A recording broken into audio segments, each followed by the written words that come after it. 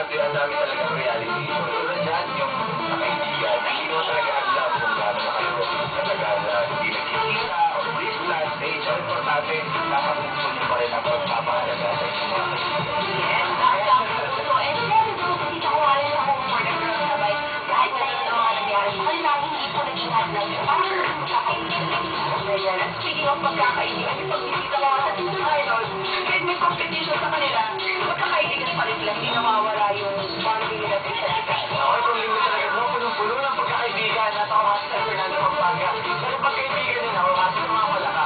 Dahil rin doon nakaka-experience silang station sa katuwa, medyo nakakatakot na rin. Ay, parte rin sa kung natin dapat na. At syempre guys, ito lang yan, sa Baklawan, sa Pinoy. Magbigyan at ito.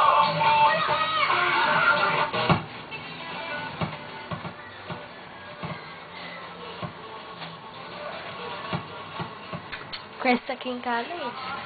Tanagamit.